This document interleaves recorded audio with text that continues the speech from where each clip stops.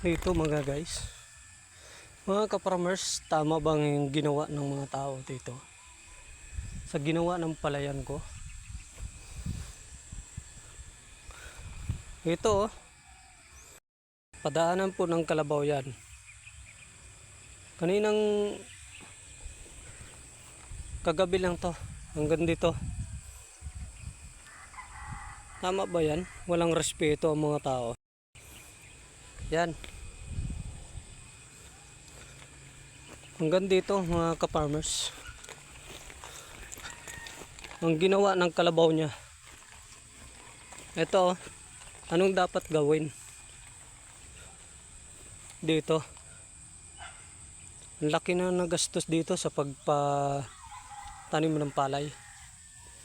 Hanggang doon. Yan. At tanong ko lang mga ka-farmers kung tama ba yung ginawa niya.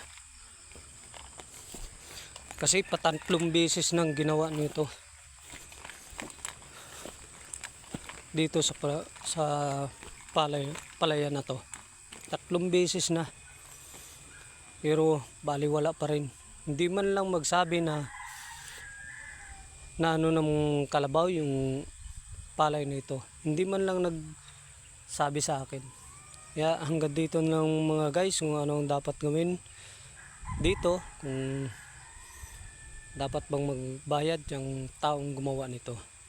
Hanggang dito nila mga guys, at magandang umaga sa inyong lahat, at paki-subscribe at paki-like at paki-follow na lang po yung ating FB page.